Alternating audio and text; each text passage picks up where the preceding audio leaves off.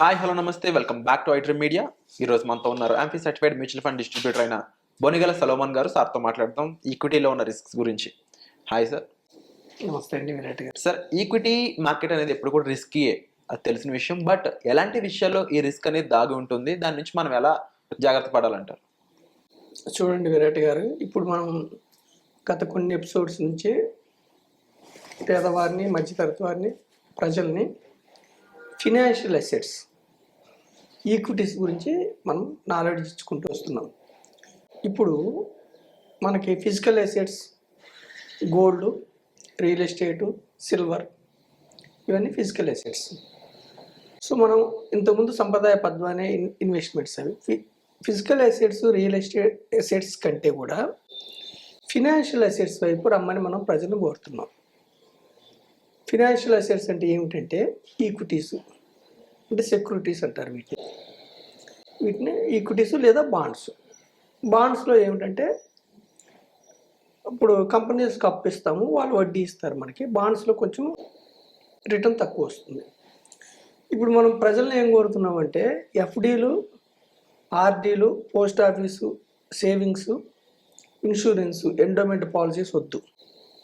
పేదవారు ఇంకా పేదవారుగానే ఉంటారు, మధ్యతరగతి ఇంకా మధ్యతరగతి వారుగానే ఉంటారు. ఎందుకంటే ఇన్ఫ్లేషన్ బీట్ చేసే రిటర్న్ కూడా మీకు ఇక్కడ రావట్లేదు. ఈక్విటీస్ వైపు రండి. ఈక్విటీస్ అంటే స్టాక్స్, షేర్స్.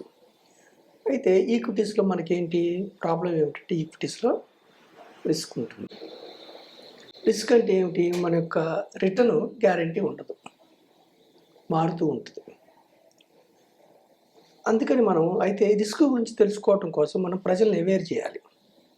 ఈక్విటీ మ్యూచువల్ ఫండ్స్లో దీర్ఘకాలంలో మీరు ఇన్వెస్ట్ చేస్తే ఒక 8%, 10%, 12%, ఇంకా ఎక్కువ రిటర్న్స్ కూడా వస్తున్నాయి. పవర్ ఆఫ్ కాంపౌండింగ్ వల్ల ధనవంతులు అవుతున్నారు. ఈ ధనవంతులు అయ్యే క్రమంలో ఈ రిస్క్ గురించి కూడా తెలుసుకోవాలి. ఇప్పుడు మనకి ఈక్విటీస్ అంటే కంపెనీలో స్టాక్స్, షేర్స్, ఏమేమి రిస్కులు ఉంటాయి మనకి. ఫస్ట్ థింగ్ ఏమిటంటే మార్కెట్ రిస్క్. ఈక్విటీస్ అంటే కంపెనీలో ఓనర్షిప్ తీసుకుంటే సబ్జెక్ట్ టు మార్కెట్ రిస్క్. ప్రతిరోజు కంపెనీ యొక్క share value Monday to Friday అంటే వర్కింగ్ డేస్, హాలిడేస్ తప్ప స్టాక్ మార్కెట్ యొక్క మార్కెట్కి అనుగుణంగా, డిమాండ్ అండ్ సప్లైకి అనుగుణంగా మనం కొన్న స్టాక్స్, షేర్స్ అయితే పెరగనంత పెరిగితే లేదా తగ్గినంత తగ్గితే. మనం కొన్న స్టాక్స్ పెరిగినాయి అనుకోండి, మన యొక్క స్టాక్ ప్రైస్ పెరుగుతుంది. మనం కొన్న స్టాక్స్ తగ్గినాయి అనుకోండి, తగ్గుతుంది. ఇప్పుడు ఈ మార్కెట్ రిస్క్ అనేది ఏమిటంటే ప్రపంచ మార్కెట్స్ పై కూడా ఆధారపడి ఉంటుంది, గ్లోబల్ మార్కెట్స్ పై కూడా. తర్వాత ఏమిటి?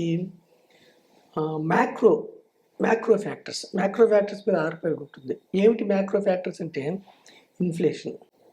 మన దేశంలో ఇన్ఫ్లేషన్ పెరుగుతుందా తగ్గుతుందా దాన్ని బట్టి మార్కెట్ ఆధారపడి ఉంటుంది. తర్వాత ఎంప్లాయ్మెంట్ బాగా మనం ప్రొడ్యూస్ చేయగలిగితే మన దేశం మార్కెట్స్ ఎలా ఉంటాయి, ఎంప్లాయ్మెంట్ ఉంటుంది. తర్వాత ఇవి కాకుండా మనకి వడ్డీ రేట్లు, రిజర్వ్ బ్యాంక్ ఆఫ్ ఇండియా వడ్డీ రేట్లు పెంచితే ఒకలాగా మార్కెట్స్ ఉంటాయి, తగ్గిస్తే ఒకలాగా ఉంటాయి. వీటిని బట్టి ఆధారపడి ఉంటుంది. ఇవి కాకుండా సెక్టార్ స్పెసిఫైడ్ రిస్క్. ఇప్పుడు మనం స్టాక్స్లో డిఫరెంట్ సెక్టార్స్ ఉంటాయి, అంటే ఇండస్ట్రీస్, డిఫరెంట్ రంగాలు ఉంటాయి. బ్యాంకింగ్ ఒక రంగం, ఫార్మా ఒక రంగం, ఎఫ్ఎంసీసీ, మీడియా, టెక్స్టైల్స్, సిమెంట్, రకరకాల. ఒక్కొక్కసారి కొన్ని సెక్టార్స్ బాగా పెర్ఫామ్ చేయవు, ఒక్కొక్కసారి కొన్ని అంటే బిజినెస్ సైకిల్ అంటారు. కొన్ని సందర్భాల్లో కొన్ని సెక్టార్స్, ఇప్పుడు రెసిషన్ టైంలో ఏంటి, కొన్ని సెక్టార్స్ సరిగ్గా పెర్ఫామ్ చేయవు, ఇంకొక టైంలో ఇంకొక సెక్టార్స్ ఫోన్ చేయవు. అట్లా ఎప్పుడు బిజినెస్ సైకిల్ మారుతూ ఉంటుంది. ఆ సెక్టార్ స్పెసిఫైడ్ రిస్క్ ఉంటుంది మన స్టాక్స్ కొన్నా కానీ, ఈక్విటీ మ్యూచువల్ ఫండ్స్ కొన్నా. తర్వాత కంపెనీ స్పెసిఫైడ్ రిస్క్. ప్రతి కంపెనీకి అప్ అండ్ డౌన్స్ ఉంటుంది. ఫస్ట్ స్టార్టింగ్ ఇంట్రడక్షన్ ఒకలాగా ఉంటుంది, తర్వాత కంపెనీ గ్రోత్ అందుకుంటుంది. ఓకేనా విరాట్ గారు?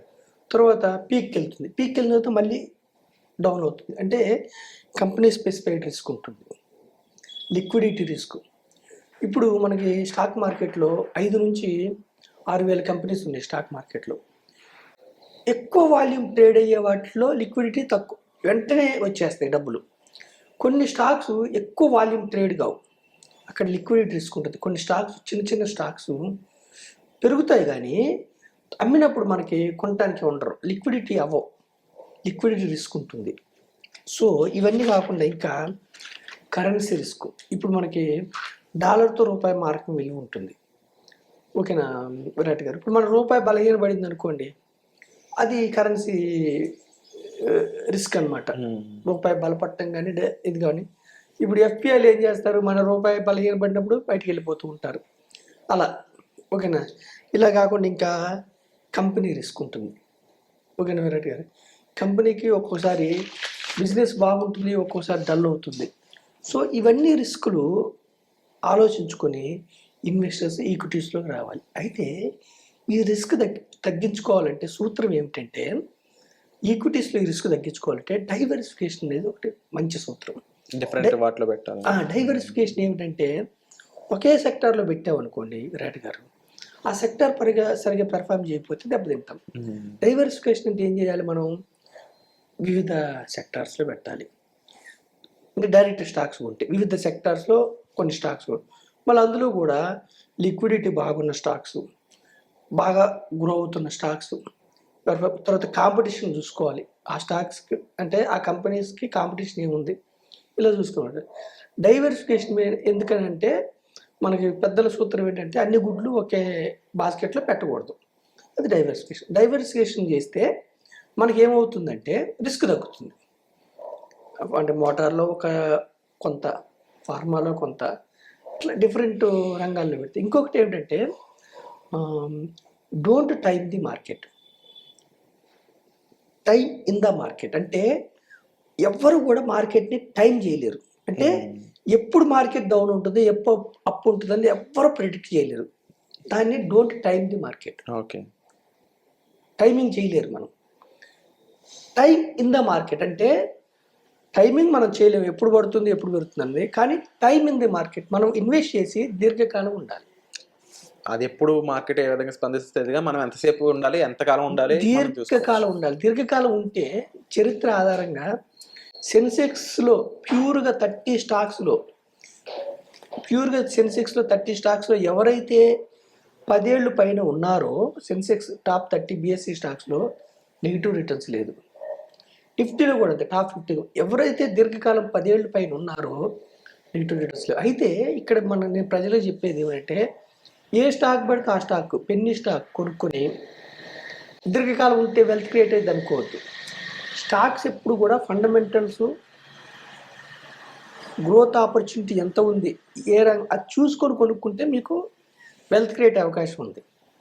ఏ స్టాక్ పడితే ఆ స్టాక్ కొన్ని దీర్ఘకాలం ఉంటే వెల్త్ క్రియేట్ అవుతుందని చెప్పట్లా. ఇక్కడ మనం మార్కెట్ అని చెప్పేది ప్రామాణికంగా తీసుకునేది సెన్సెక్స్ని, నిఫ్టీని. So Nifty 50, Sensex 30 companies, BSE top 30 companies. BSE top 30 companies అంటే ఏదైనా కంపెనీ డౌన్ అయింది అనుకో, మార్కెట్ క్యాపిటలైజ్, ఆ కంపెనీ బయటికి వెళ్ళిపోద్ది బిఎస్సిలో వచ్చి. కొత్తగా మొన్న జొమాటో యాడ్ అయింది, ఇట్లా అనమాట.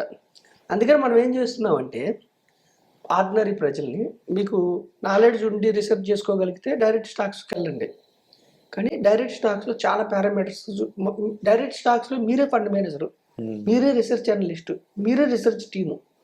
6000 కంపెనీస్లోంచి ఏది బెస్ట్ కంపెనీస్లో చూజ్ చేసుకోవడం మీకు ఇబ్బంది అవుతుంది, చాలా కష్టం. అందుకని ఈ రిస్క్ డైవర్సిఫై చేసుకోవాలంటే, ఈ రిస్క్ అన్నిటిని మనం భరించలేము అనుకున్నప్పుడు నేనేం చెప్తున్నా అంటే, అయినా మార్కెట్లో ఉన్న లాభాలను మనం ఒడిసి పట్టుకోవాలంటే ఈక్విటీ మ్యూచువల్ ఫండ్స్ మనకు ఒక ఆయుధం. లాంగ్ ఈక్విటీ మ్యూచువల్ ఫండ్స్లో more than 5 years, more than 7 years ఉంటే, దీర్ఘకాలం ఉంటే 12% రిటర్న్ జనరేట్ చేసిన స్కీమ్స్ వేలకు వేలు ఉన్నాయి. హిస్టారికల్గా అది 20% కూడా ఇచ్చినవి ఉన్నాయి. మనం కెమెరా ముందు అంత మనం ప్రజలకి అంత చెప్పకూడదు. సో 8%, 10%, 12% సెబీ ప్రకారం మనం చెప్పొచ్చు. 12% లెక్కేస్తే కూడా అర్థం అవడం కోసం నెలకు 3,000తో 30 సంవత్సరాల్లో ₹1,00,00,000. విరాట్ గారు, ఇప్పుడు సామాన్య మానవులకు అర్థం కావడానికి, ఆర్డినరీ పర్సన్, మిడిల్ క్లాస్ పర్సన్కి అర్థం కావడం, 12% లెక్కేస్తే కూడా నెలకి 20,000 వచ్చే వ్యక్తి 3,000 సేవ్ ఇన్వెస్ట్ చేసుకోగలిగితే నెలకి 3,000, 30 yearsలో వాళ్ళకి 93 lakhs 12%తో లెక్కి సిప్ క్యాల్కులేటర్ ద్వారా. అదే 31 years కడితే ₹1,00,00,000 వస్తుంది. సో మనం ఏం చెప్తున్నామంటే, డైరెక్ట్ ఈక్విటీస్లో మీరు రీసెర్చ్ చేసుకుని వెళ్తే వెళ్ళండి, మీ ఇష్టం, అక్కడ మీరే ఫండ్ మేజరు. లేదంటే మీరు ఆర్డినరీ పర్సన్స్, పేదవారు, మధ్యతరగతి వారు, మీరు డైవర్సిఫైడ్ ఈక్విటీ మ్యూచువల్ ఫండ్స్ ద్వారా పెడితే, డైవర్సిఫైడ్లో ఏమిటంటే ఏ రంగం పెర్ఫామ్ చేస్తే బిజినెస్ సైకిల్స్ బట్టి ఆ రంగంలోకి ఫండ్ మేజర్కి వెళ్ళడానికి ఛాన్స్ ఉంటుంది. ఒక డిస్ట్రిబ్యూటర్ ద్వారా. అంటే మ్యూచువల్ ఫండ్స్లో ఉన్న పెద్ద డిసడ్వాంటేజ్ ఏంటంటే నెంబర్ ఆఫ్ స్కీమ్స్, వేలు స్కీమ్స్ ఉంటాయి. ఏ స్కీమ్ ఎప్పుడు తీసుకోవాలో తెలియదు.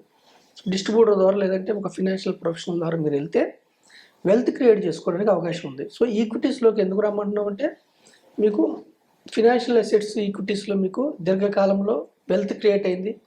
మన యొక్క గ్రోత్ స్టోరీలో, ఆర్థిక పారిశ్రామిక వృద్ధిలో మన దేశంకు ఉన్న అడ్వాంటేజ్లో కామన్ మ్యాన్ మీరు పార్టిసిపేట్ అవ్వండి. ఐ డ్రీమ్ ద్వారా నేను ప్రజలకు కోరుకునేది ఏమిటంటే మన గ్రోత్ స్టోరీలో మీరు పార్టిసిపేట్ అయ్యి మీరు వెల్త్ క్రియేట్ చేసుకోండి. సంప్రదాయబద్ధమైన ఇన్వెస్ట్మెంట్స్లో మీకు పెద్దగా రావట్లేదు. గోల్డ్, ల్యాండ్లో వస్తుంది కానీ లిక్విడిటీ ప్రాబ్లం. ప్లస్ ఇప్పుడు ఏమిటంటే స్టాగ్నెంట్ అయిపోయింది హైదరాబాద్లో, సేల్ కష్టం. రెండవది ఏమిటి, మనం చేసే ఫినాన్షియల్ ఇన్వెస్ట్మెంట్స్ ఎలా ఉండాలంటే వెంటనే ఇన్కమ్ జనరేట్ కావాలి. సో వీటన్నిటికీ ఈక్విటీ మ్యూచువల్ ఫండ్స్ అనేది బెస్ట్ సొల్యూషన్ అని చెప్పి. Equity mutual funds best solution. Wonderful sir. So wonderful information sir. And తప్పకుండా ఈక్విటీ మ్యూచువల్ ఫండ్స్ సంబంధించి మరింత ఇన్ఫర్మేషన్ మీరు తెలుసుకోవాలి, ఎలా ఇన్వెస్ట్ చేయాలో తెలుసుకోవాలనుకున్నట్లయితే డిస్ప్లే అవుతున్న నెంబర్స్ కాల్ చేసి మీరు డైరెక్ట్గా సార్ని సంప్రదించవచ్చు. Thank you sir. Thank you అండి.